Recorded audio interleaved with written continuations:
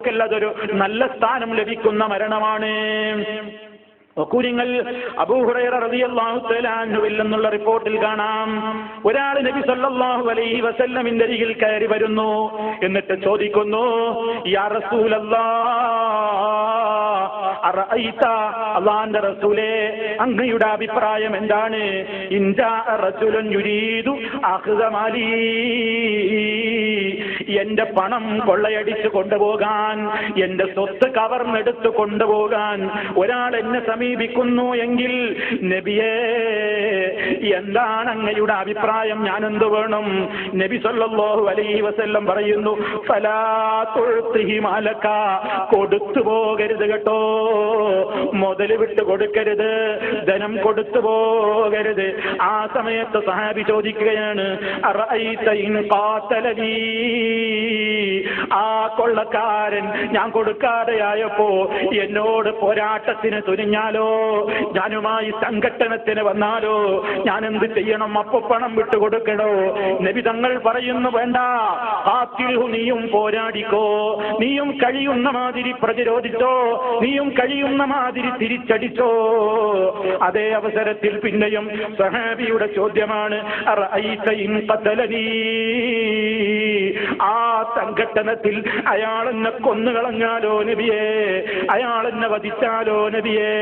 നബി സല്ലല്ലാഹു അലൈഹി വസല്ലം പറയുന്നു, എങ്കിൽ ഫഅൻത ഷഹീദ്, ഫഅൻത ഷഹീദ്, നീ ഷഹീദാണ് കേട്ടോ, ഷഹീദിന്റെ പദവിയാണ്.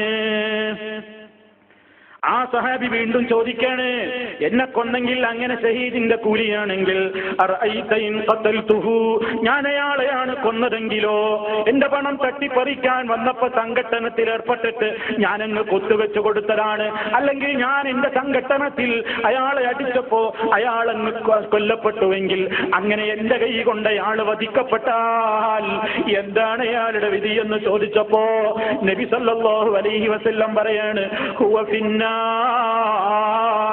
ആ മനുഷ്യൻ നരകത്തിൽ തന്നെ, അവൻ നരകത്തിലാണ്. നീയാണ് കൊല്ലപ്പെട്ടതെങ്കിലോ നീ ഷഹീദാണ്, അയാളെയാണ് നീ കൊന്നതെങ്കിലോ അയാൾ നരകത്തിലാണ്.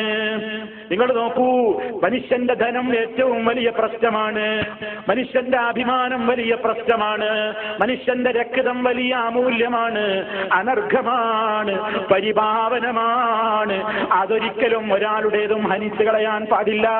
അഭിമാനം പവിത്രമായതുപോലെ, രക്തം പവിത്രമായതുപോലെ, ധനവും പവിത്രമാണ്, എല്ലാം പവിത്രമാണ്. അതുകൊണ്ട് ആ പവിത്രമായ ധനത്തെയോ രക്തത്തെയോ അഭിമാനത്തെയോ ഒരാൾ തകർക്കാൻ വന്ന നേരത്ത് സംഘട്ടനത്തിൽ ഏർപ്പെട്ടുകൊണ്ട് ആ നിലക്ക് മുഅ്മിനായ നിലക്ക് അവൻ മരിച്ചു പോകുന്നുവെങ്കിൽ അവൻ ആ നിലക്കുള്ള പദവിയിലാണെന്ന് നബി സല്ലല്ലാഹു അലൈഹി വസല്ലം പറയുന്നു. അതുപോലെ തന്നെ പ്രിയപ്പെട്ടവരെ, പ്രവാചകന്റെ മറ്റൊരു ഹദീസിൽ നോക്കൂ നിങ്ങൾ, മൻ ഖുതില ദൂന മാലിഹി ഫഹുവ ഷഹീദുൻ, നമ്മൾ വിശദീകരിച്ചു. ഇനി പറയാണ്, വമൻ ഖുതില ദൂന ദീനിഹി ഫഹുവ ഷഹീദുൻ, തന്റെ ആദർശത്തിന്റെ സംരക്ഷണത്തിന്റെ മാർഗത്തിൽ ഒരാൾ കൊല്ലപ്പെട്ടാലും അവനും ഷഹീദാണ്. വമൻ ഖുതില ദൂന ദമിഹി ഫഹുവ ഷഹീദുൻ, തന്റെ രക്തം ചിന്താൻ വന്നപ്പോ രക്തത്തിന്റെ സംരക്ഷണത്തിന് വേണ്ടിയാണ് ഒരാൾ കൊല്ലപ്പെട്ടതെങ്കിൽ അവനും ഷഹീദാണ്. വമൻ ഖുതില ദൂന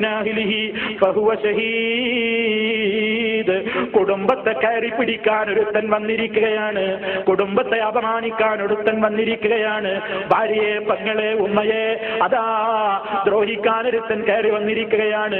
ആ അവസരത്തിൽ സംഘട്ടനത്തിൽ ഏർപ്പെട്ടിട്ട് ശത്രുവിന്റെ ഭാഗത്ത് നിന്ന് ആ നിലക്ക് ഞാനങ്ങ് കൊല്ലപ്പെട്ടാൽ, എന്റെ കുടുംബത്തിന്റെ സംരക്ഷണത്തിന് വേണ്ടിയുള്ള പോരാട്ടത്തിൽ കൊല്ലപ്പെട്ടാലും ഷഹീദ് തന്നെ. അപ്പൊ പ്രിയപ്പെട്ടവരെ, ഇതൊക്കെ അള്ളാന്റെ അടുക്കലുള്ള ഷഹീദുകളാണ്. അള്ളാന്റെ അടുക്കൽ സ്ഥാനം ലഭിക്കാമെന്ന് നമുക്ക് പ്രതീക്ഷിക്കാവുന്ന, നമുക്ക് ആ നിലക്ക് മാനസികമായിട്ട് അങ്ങനെ കരുതാകുന്ന ചില ലക്ഷണങ്ങളായിട്ടാണ് നബി സല്ലല്ലാഹു അലൈഹി വസല്ലം പറയുന്നത്. ഇനി അതുപോലെ തന്നെ നോക്കൂ നിങ്ങൾ, ഒരാളുടെ മരണം ഒരു സൽക്കർമ്മം ചെയ്തുകൊണ്ടിരിക്കുകയാണെങ്കിലോ, സൽക്കർമ്മത്തിൽ ഏർപ്പെട്ടുകൊണ്ടിരിക്കെ ചിലരങ്ങ് മരിക്കുന്നത് കാണാം. നമസ്കരിച്ചു കൊണ്ടിരിക്കെ മരിക്കുന്നവർ, നോമ്പുകാരനായിരിക്കെ മരിക്കുന്നവർ, അതുപോലെ തന്നെ നല്ല നല്ല കാര്യങ്ങൾ കാര്യങ്ങളിൽ ഏർപ്പെട്ടുകൊണ്ടിരിക്കെ മരിക്കുന്നവർ അങ്ങനെയൊക്കെ ആകുന്നതും ഒരു നല്ല ലക്ഷണമായിട്ട് നമുക്ക് കാണാവുന്നതാണ്. കാരണം നബി സല്ലല്ലാഹു അലൈഹി വസല്ലം പറയാണ്, ഇദാ അറാദല്ലാഹു ബിഅബ്ദിഹി ഖൈറൻ ഇസ്തഅമലഹു. ചില റിപ്പോർട്ടുകളിൽ നമുക്ക് കാണാം, ഇദാ അറാദല്ലാഹു ബിഅബ്ദിഹി ഖൈറാ, അല്ലാഹു അവന്റെ അടിമയെ കൊണ്ട് വല്ല ഖൈറും ഉദ്ദേശിക്കുന്നുവെങ്കിൽ ഇസ്തഅമലഹു, അവന് കർമ്മം ചെയ്യാൻ അല്ലാഹു ആവേശം കൊടുക്കുന്നു. സൽക്കർമ്മത്തിന് ഒരു ആവേശമുണ്ടാകും, ഒരു സൽക്കർമ്മം ചെയ്യാൻ അവന്റെ മനസ്സിലൊരു മോഹമുണ്ടാകും. ഖാലൂ, അപ്പോൾ സഹാബത്ത് ചോദിച്ചു, കൈഫ യസ്തഅമിലുഹു, എങ്ങനെയാണ് ആവേശമുണ്ടാകൽ, എങ്ങനെയാണ് അമൽ ചെയ്യാനുള്ള ആഗ്രഹമുണ്ടാകൽ? സല്ലല്ലാഹു അലൈഹി വസല്ലം പറയുന്നു, യുവഫിഖുഹു ലിഅമലിൻ സാലിഹിൻ ഖബല മൗതിഹി, അല്ലാഹു അവന് തൗഫീഖ് ചെയ്തു കൊടുക്കുന്നു. ലിഅമലിൻ സാലിഹിൻ, ഒരു സൽക്കർമ്മത്തിന്, ഖബല മൗതിഹി, മരണത്തിന്റെ മുമ്പ്. മരിക്കാനാകുന്ന നേരത്തൊരു കർമ്മം ചെയ്യാൻ ഒരു മോഹം ഉദിക്കുന്നു. ആ നേരത്തത് അവനത് ചെയ്യുന്നു. അത് ചെയ്തുകൊണ്ടിരിക്കെ അവൻ മരിച്ചു പോകുന്നു എങ്കിൽ അതൊരു നല്ല ലക്ഷണം തന്നെ, എന്നാലും ഉറപ്പിക്കാവതല്ല. ഈ പറയുന്ന കാര്യങ്ങളൊന്നുമില്ലാതെയാണ് ഒരാൾ പെട്ടെന്നങ്ങ് മരിച്ചു പോയതെന്ന് കൂട്ടിക്കോ. ഈ നല്ല ലക്ഷണങ്ങളൊന്നുമില്ലാതെ, അതല്ലെങ്കിൽ ഇക്കാര്യങ്ങളൊന്നും സംഭവിക്കാതെ ഒരാൾ മരിച്ചു പോയാലും അയാളുടെ ഒരു നല്ല ലക്ഷണവുമില്ല. അതുകൊണ്ട് മുസ്ലിമായിട്ട് അയാൾ മരിച്ചു എന്ന് പറയാൻ പറ്റില്ല, അയാൾ നരകക്കാരനാണെന്ന് പറയാൻ പാടില്ല. ഇനി ഇതൊക്കെ ഒരാളിൽ ഉണ്ടായി, അയാൾ ഉറപ്പാണ് സ്വർഗക്കാരനാണെന്ന് വിധി എഴുതാനും വകുപ്പില്ല.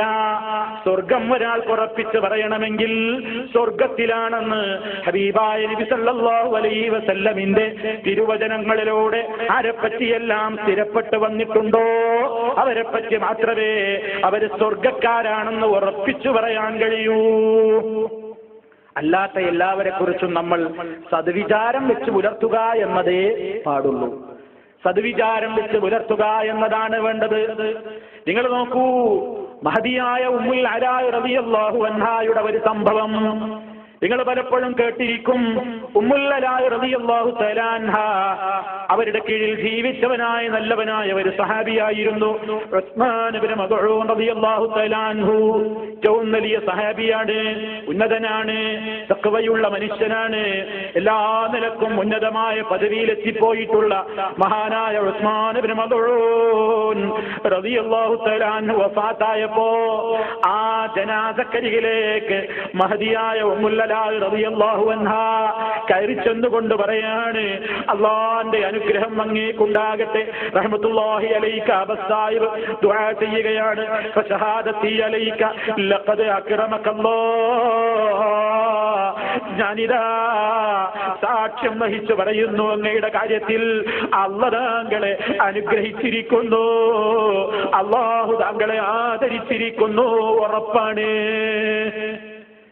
ഇതാണ് പറയുന്നത്. ജനാസക്കരികിലെത്തിയപ്പോ ആ സമയത്ത് ഹബീബായ നബി സല്ലല്ലാഹു അലൈഹി വസല്ലം ഇത് കേൾക്കുന്നുണ്ട്.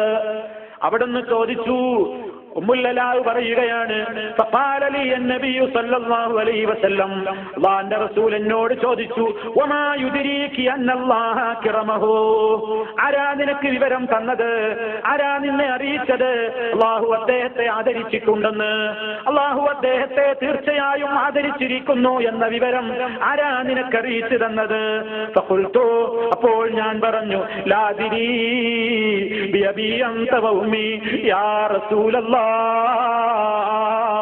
പറ്റിപ്പോയി എന്ന അർത്ഥത്തിൽ അല്ലാഹുവിന്റെ റസൂലിനോട് വിനയത്തോടെ ഉമ്മുൽ അലാ റളിയല്ലാഹു തആല അൻഹ പറയുകയാണ്, എനിക്കറിയില്ല നബിയേ, ഞാനങ്ങനെ പറഞ്ഞു എന്നേയുള്ളൂ. അപ്പൊ നബി സല്ലല്ലാഹു അലൈഹി വസല്ലം അതാ ഒരു പ്രധാനപ്പെട്ട കാര്യം പഠിപ്പിച്ചു കൊടുക്കുകയാണ്. അല്ലാഹുവിന്റെ റസൂൽ പറയാണ്, അമാ ഉസ്മാനു ഫഖദ് ജാഅഹു വല്ലാഹി യഖീൻ വഇന്നി ലഅർജു ലഹുൽ ഖൈറ വല്ലാഹി മാ അദ്രീ വഅന റസൂലുള്ളാഹി മാ യുഫ്അലു ബിഹി. എന്താ അവിടുന്ന് പറയുന്നത്? ഉസ്മാനിന്റെ കാര്യം അദ്ദേഹത്തിന് ഉറപ്പായും ഇപ്പൊ മരണം വന്നിട്ടുണ്ട്, അദ്ദേഹം മരിച്ചിട്ടുണ്ട്, അദ്ദേഹം മരിച്ചിരിക്കുന്നു. അതാണ് യഥാർത്ഥം. വൈന്നീ നിശ്ചയമായും ഞാനും ലാർജൂലഹു അദ്ദേഹത്തിന് ആഗ്രഹിക്കുന്നു, അദ്ദേഹത്തിന്റെ കാര്യത്തിൽ ഞാനും പ്രതീക്ഷിക്കുന്നു. അൽ ഖൈർ നല്ലതേ ഞാനും വിചാരിക്കുന്നുള്ളൂ. നല്ലത് വരുമെന്നാണ് എന്റെയും പ്രതീക്ഷ, നല്ലതാവും സംഭവിച്ചു എന്നത് തന്നെയാണ് എന്റെയും പ്രതീക്ഷ. പക്ഷേ വല്ലാഹി അല്ലാഹനെ തന്നെയാണ് സത്യം. മാദിരി വാന റസൂലുള്ളാഹി, അള്ളാന്റെ റസൂലാണ് ഞാൻ എന്നിട്ട് പോലും അള്ളാന്റെ റസൂലായിരിക്കെ തന്നെയാണ് ഞാൻ നിങ്ങളോട് പറയട്ടെ, ലാ മാ അദ്രി എനിക്കറിഞ്ഞുകൂടാ, മാ യുഫ്അലു ബിഹി അദ്ദേഹത്തെ കൊണ്ട് എന്താണ് ചെയ്യപ്പെടാൻ പോകുന്നതെന്ന്, അദ്ദേഹത്തെ കൊണ്ട് എന്താണ് റബ്ബ് ചെയ്യാൻ പോകുന്നതെന്ന് റസൂലായ എനിക്ക് പോലും അറിയില്ല കേട്ടോ. ചില റിപ്പോർട്ടുകളിൽ കാണാം വല്ലാഹി